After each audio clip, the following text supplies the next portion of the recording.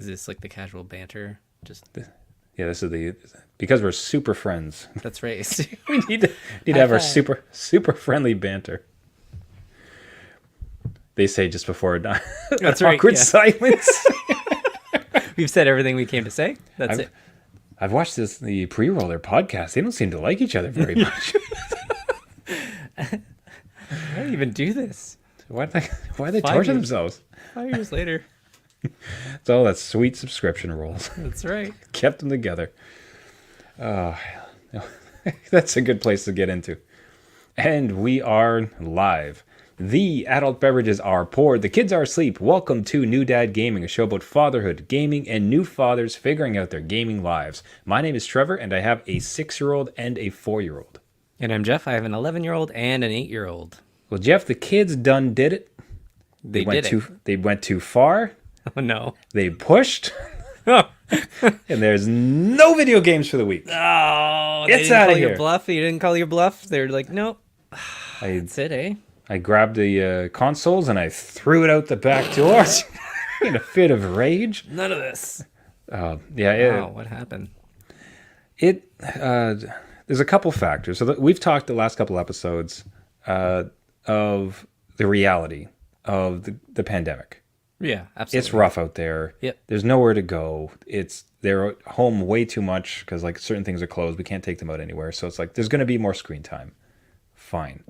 And certainly I could appreciate with that comes a reliance on that much screen time. Yeah. Okay, like I can always play this much game time. It's like no, like this is very, you should not be playing this much gaming, but like there was a pandemic, we had a home renovation going on. So It's it a was lot. like we kind of let it, slide. Yeah. Now we were trying to tuck it in a little bit recently, but they just Well, you give them all that freedom and you try to yank it back? Is that what you're saying? we were trying to pull it back subtly okay. to rein it in. It's like, all right, listen, things are slowly getting back to normal. Let's get this back on track. Yeah. And oh Lord, they just had such a bad day. It became the be all and end all. Like everything was resulting in a game. It's like, okay, so if we go outside, can we play another game? If we eat our Right. dinner, can we play a game? If we do our homework, can we play a game? And it's like it is the first and foremost and be all and end all of all of your thoughts and your ideas Yeah. recently. Yeah. And again, I'm telling you, like I have a guilty hand in this because like that's kind of the mandate we set recently. Yeah. But at the same time, we have got to stream it back. So because that was the case, and then they just had a terrible day. Like they were throwing up so much attitude. They had talked back to my wife. They like were refusing to go outside because of gaming, something like that. So it's just Yeah. like, bam, it is gone for a week. You've lost your games for a week. You lost the level. Start back at World 1. Do do do do do do do. Yeah, no, I can totally relate to that. We've had some troubles with that when, gaming is kind of their currency, right? So you know how it's, yeah, I'll say punishment, but when if they're not holding up their end of the bargain, then that's what goes first. And it kind of snaps them back into like, oh, okay, you're serious. I get it. And Oh my goodness, he meant it. yeah, and they go through kind of those steps, they're in denial and then they kind of come to accept, or they might get a little bit rowdy at a point in time. But yeah, they've pushed us a little bit too, not recently, but definitely in their lives and in our lives, where we had a whole firm. And yeah, as a gaming dad, and how video games are kind of like, you see what they do in them and you can participate in them, and you're like, if you just did, you just be quiet and just sit there for like 3 days and then you're good, man. Just don't say anything. It's like, get it back. Like, I'm missing playing with you, man. Yeah, I'm missing my exactly. gaming buddy. Come on. You're just in messing the it for background both like, no, don't say anything. Yeah. No, I don't like that. With our current, I imagine it's almost more punishment for you because I don't know what your stance is. Right now, with the way that our house is and with the ages, like I don't play games when they're awake and around, because if I did, like they would have to play with me. Like they're very much at an age where it's you're very much their everything. Like it's Right. like we're playing a game, we're doing a puzzle, we're going out, You know, like, Gotcha. but at 4 and 6, it's very much like it's not. I'm in a I'm in the basement playing a game. They're just doing something in the other side of the house. Right, right. You know what I mean? So it's not a big change to my habit in that like I'm not gaming during the day because they're not. Do you? In times when when you've pulled it off, have you like, just rubbed salt in it by playing games in front of them, or did you also just like cut yourself off to show No, solidarity? no, absolutely rub the salt. Definitely not. This, Never. And it's kind of funny that you say that because like again, yeah, 4 and 6 they're clingers, right? Like you have to kind of stay with them and be with them, and that makes sense, right? That they want to be around you. Awesome. Sorry, I will put a caveat. Like, I'm at a point right now. Like, every day I realize how like limited this is. This age is goddamn awesome. It is so cool. Yeah. This is so much fun. So just to be very clear about my mindset on it, there's actually no negativity towards it. Like I'm adoring this age. Right. Yeah. Yeah. Just to kind of put a bit of a stake in it because we're certainly when we call them clingers, that's accurate, but it almost sounds negative. No, Sorry. yeah. It's just the phase that I'm going through with an 8 and an 11-year-old. They're more separate. So my son will come downstairs and do whatever he's doing, and my other son will go upstairs to his bedroom and play on his PC, and then I can play something on the TV. And sometimes we come together and we play things. But if they've been kicked off their systems, they come and bug me. What you playing, Dad? What you So- playing, Dad? Yeah, they're just like, oh, okay, I'm just gonna watch this then, and be like, no, like that's part of the deal. Like you can't. Oh, that's interesting. So you don't even let them. So No. they've been kicked off their system for bad behavior, Yeah. and then so you not only not stop your gaming, you also forbid them from watching your gaming. They could not watch it. No. No, because we've tried that, Trevor, and what happens is that they almost like it's almost like their hands are possessed and they go for the controller. Do you know what I mean? Like Yep. they're like, I'm gonna go and grab it, or I'm gonna ask you a zillion questions and kind of just, make this kind of annoying for you to game by yourself. But it doesn't work. So we just like, nope. You go outside, you do a craft, you draw something different, and usually it snaps them through it pretty quickly, because they're so used to the other way. So yeah, it's totally different here, just with this age group. It's just a little bit. They have their own little separate being lives, and they go and do their own thing, and then they come back and say, hey, how about you for player 3? So you remember we had that episode where like, I guess I don't game with you anymore. Yeah, So yeah. Enjoy that age, even though sometimes it sucks. Yeah, I like that. We had something somewhat similar where they wanted to. Their first impulse was to go and watch, like, let us go watch our tablet center, like let us watch like Yeah. TV or something, and they would want to watch like Minecraft videos, Yeah. or like that's like That's what you do.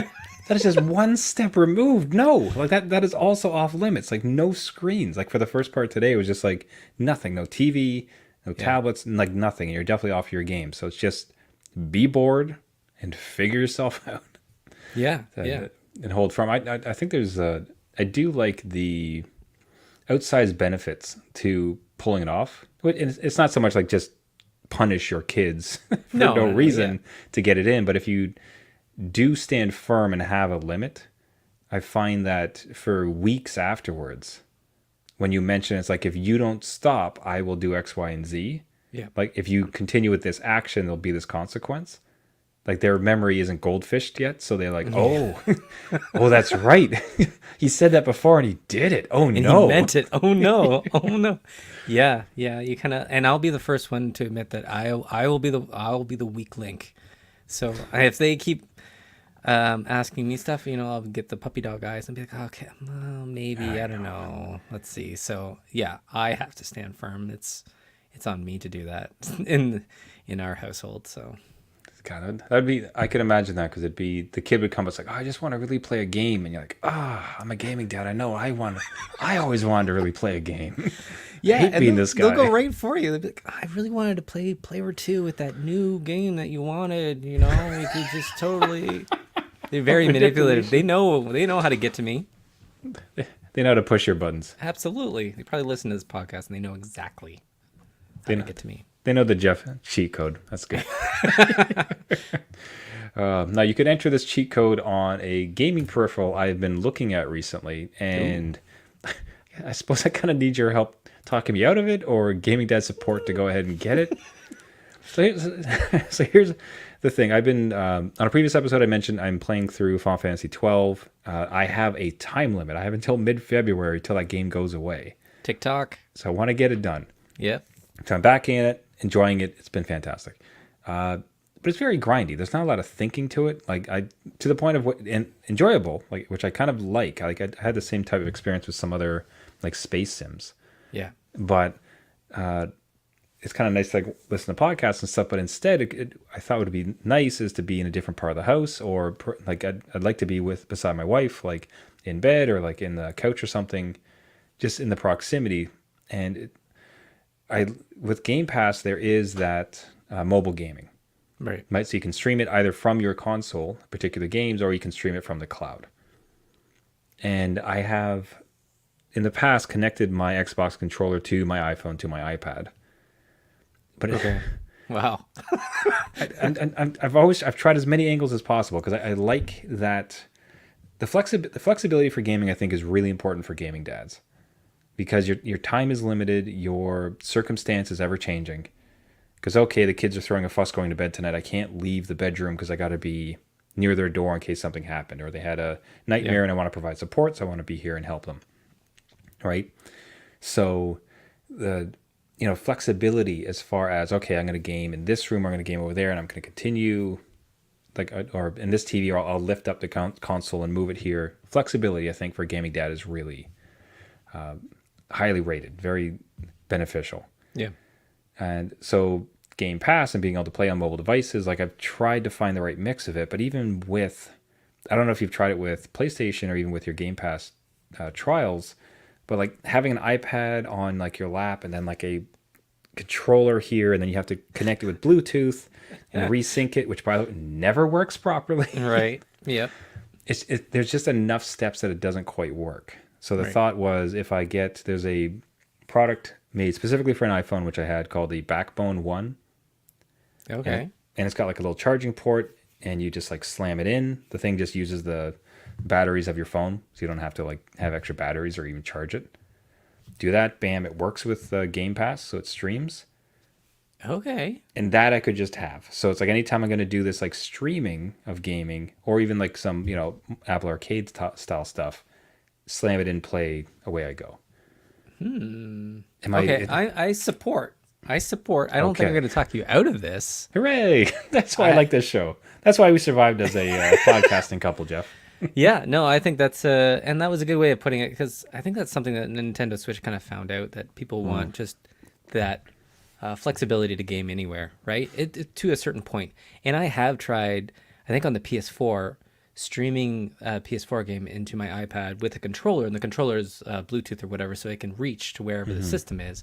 But the problem I found is like, maybe it's something about being like that added disconnect from the screen, whereas the Switch or this Backbone peripheral is just, you have more of a handle on the game. You feel like you're more like intimate with the game. And the other way of doing it, I just found that, yeah, you're jumbling everything kind of around. Everything's kind of loose, and it doesn't feel together enough for me to be comfortable lying on the couch or in bed or walking around or whatever, right? So if this is like an easy thing, and it's almost like, isn't it an official peripheral, or did they get like licensing for it? Yeah. So it doesn't have Xbox branding, but this one in particular is right on the Xbox website. Oh, well, mentioned for streaming. Yeah. Dude, like, that's a new dad gaming win, and you need to buy it and then like report on it and let us all know. That's what I came. That's why I come to the show, Jeff. Is just That's like, right. just for the support of it all. It'll pump you up. Yep. I think it was, as I said, I'm glad I'm not crazy on it. It felt like another. What I felt guilty about is it's another peripheral. No, I have an Oculus Quest. I have a iPad. Like I have the emulator, the little tiny emulator system. Yes. Which it's just like all those things to me. It's a slightly different beast. And the emulator thing, by the way, it's so great. Like I've been playing through some Zelda games. Oh yeah. Be able to like boot that thing up and just have no issues in it play. Like, oh, it's excellent. And even for my son too. Like we had to wait 30 minutes he finished the soccer practice, and we had to wait for my other son's gymnastics to end. Okay. So we had this like 30 minutes of dead time. And I was like, Perfect. try time to introduce him to some classics. Just like, Hey, you want to play this? yeah, off he went on Donkey Kong. It was great. So, Yeah. But that's a very different, realm of gaming, the retro gaming. So this one would support the more modern stuff. Mm-hmm. If you're in the mood for it. that's something. It's just, again, I have a Switch. As much as that's really become my kid's console, which I suppose small tangent, by the way, too. The pseudo problem with it being the kids' consoles that even if I wanted to have some games on there, there's no space. No, yeah. And I have a beefy SD card in there, but ultimately, like, there's just not enough space on that console. So if I want a game, I generally have to delete 2 or 3 of their games, which is not going to fly. Yep. And Yeah, it's all, I will add to that just because I have the Nintendo app, so it tells me when things have been downloaded. And my 8-year-old will just go through the library of all the previously downloaded stuff that I've wiped off so that there's space, and he'll just start downloading everything. So just because he wants to, get into one game and then, I'm done, and then that's it. But it's all been downloaded again. I'm like, oh, come on. just gigs and gigs and gigs of download. Yeah, thank God for unlimited internet. I don't know. So that's just so that's been kind of my limit with Switch, and then just with the Nintendo tax, as far as I want to try these 6 games. It's like, well, that's $100 a shot on Nintendo to play around with it, right? As opposed to all the benefits of this gaming pass, where it's awesome. I can have a bevy of games. Yep. Every Blizzard Activision game I could ever want. Yep. It's all in the palm of your hands. All right, so it sounds like Gaming Dad approved. That is approved and report Stamped. back. Ka-chunk. Now, speaking of peripherals, it sounds like you had an out-of-body experience almost, as far as coming up as someone who's gaming a little bit on PC and then receiving a certain request from your kid. Yeah. Yeah. So my 11-year-old has a gaming PC that he's really into. The problem is that, and he's getting online with his friends a lot. He came to me one day and he's like, Dad, and I'm like, yes. He's like, I really need something for my computer. I'm like, oh God, what do you do to it? Sorry, the best part is that word is such a red flag. It's like I call my kids on that all the time. It's like, need. Okay. Let's be very careful with that word. Yeah, you exactly. need oxygen. Mm-hmm. You need food, but do you need this? Yep. Yeah, we've had that conversation. But yeah, it immediately okay, what happened? What's going on? Did you, fry your keyboard or something, spill a water on it, whatever. He's like, no. I really, the mouse I have is really good. Thank you for, 'cause it's one of these old mini mouses that we got for when school was virtual. So it's not very good. But he's like, but really all my friends online with Minecraft, I really need a gaming mouse. I'm like, a gaming mouse For Minecraft. for Minecraft. And I'm going through my head. I'm like, listen, back in my day, a gaming mouse was the mouse you had with every other computer with a little ball inside of it that always got stuffed up with lint and hair and whatever else was on the table. So and then that is you a gaming awkward, mouse. and then you had some surgery where you awkwardly spun it, and then you knocked the ball, which was surprisingly heavy, Yeah, it was pretty heavy. Yeah, it was onto like a a marble. table, and you took a Q-tip with some rubbing alcohol. Yeah. You clean that sucker up. Your mouse started white and slowly transitioned to a beautiful yellow as time went on. Those were the days, right? But he's like, no, Dad, I really need this gaming mouse because I can't butterfly click. And I'm like, butterfly click? What is going on? Okay, so we're gonna do a If small you want to tangent. Google this, Quickly. There how are- to butterfly. It was a first response. I'm telling you, we are old now. So it is to maximize your click count in something like Minecraft and PvP, where you can hit a person way more if you mastered this maneuver, where you're flicking your hand back and forth on the mouse so fast that it's registering each rapid fire of your fingers. But the mouse has to be a gaming mouse with those like the pressure clicks, right? And the multiple buttons on the face. Otherwise it won't work. Because he's dealing with like a $15 Minnie Mouse that does not do this. So yeah, we're watching the video right now. And again, butterfly click, it's almost like taking the Spock Live Long and Prosper, and then you're rotating, or you're like flicking your hands back and forth, the fingers back and forth as fast as you can, and in the game it'll register each one. So that will help you win in something like Minecraft PvP. Okay, so that's like, so as opposed to you're using one finger to click, to simplify it, unless I misread it, like as opposed to using one mouse to click like us old timers do.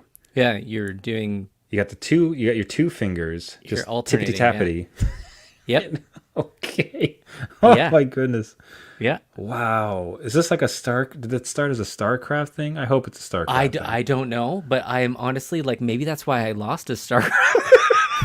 Back in the day, I'm dealing with this rollerball mouse and everybody else is doing these butterfly clicks. I'm like, how are you even doing this? Oh, that's so, man, that take a lot of practice, because if you quickly do it on your mouse, and gaming dads, like if you're happen to listen to their computer, try it.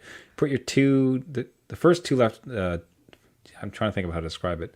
Your middle and index finger, pointer finger, pointer and middle finger on the left side, and then use your ring finger on your right hand on the right click. Yeah. Because that is like, that is so against my muscle memory. That's like, Isn't it? Right? That's Like, I bizarre. mean, we probably have 30 years of muscle memory that we have to unlearn. But yeah, so he kind of sold it to me. Like, I'm like, oh, really? Because now I'm invested. I'm like, wow, okay. All right. This has like kind of a tangible thing that will help you game. So You should just tell you what, you lend him the money. yeah. And that, okay, now that you are becoming a professional, I expect this money back when That's you win right. some tournaments. I need a return. Return on investment. I don't know. Wow.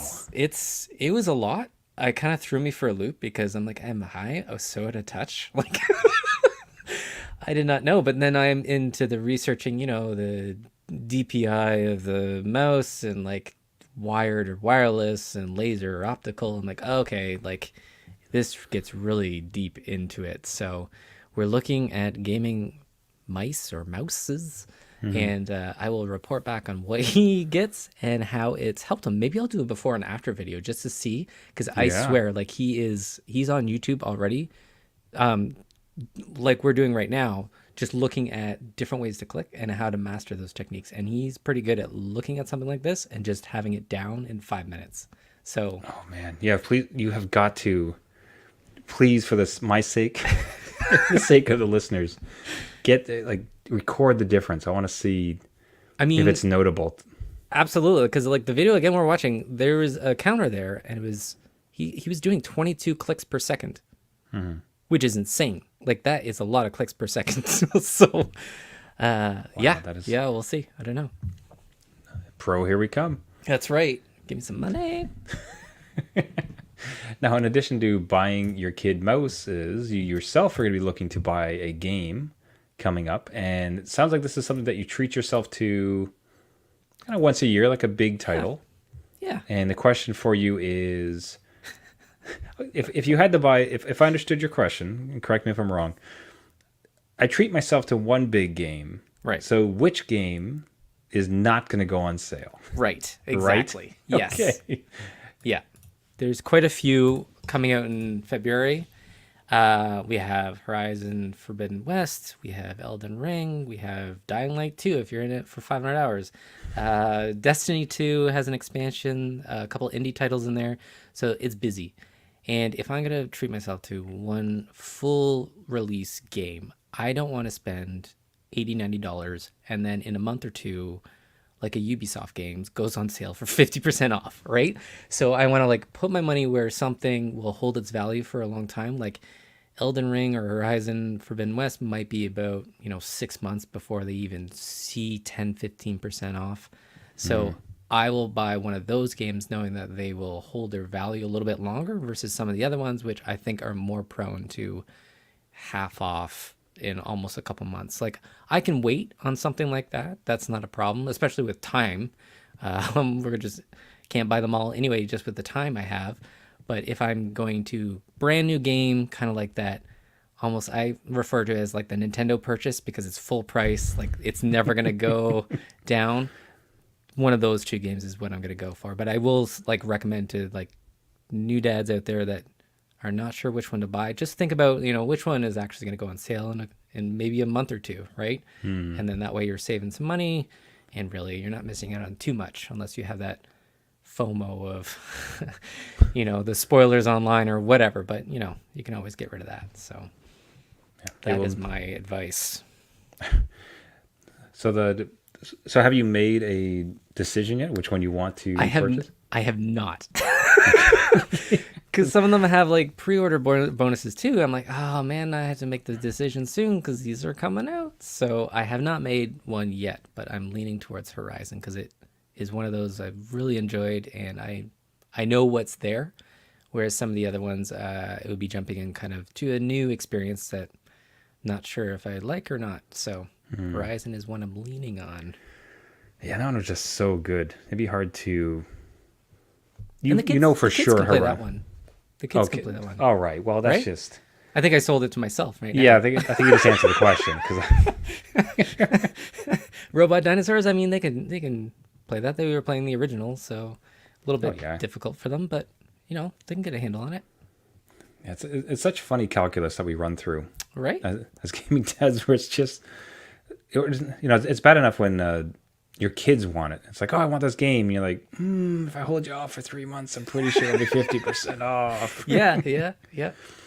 But then you yourself, when it comes time to finally pay, the full price purchase, it still feels a bit foreign sometimes. Yes, Because absolutely. coming up, it was all about EB Games. It was all about Play It Again. Not Play It Again. What was the other? Microplay.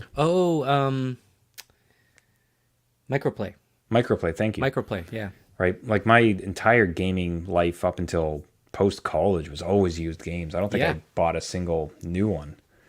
So the thought now of like day one, full price, like it still feels a bit foreign. So it's funny enough when I have to do it and like I decide you make that big dad decision like, yeah, this is to be the game I'm gonna buy full price right away.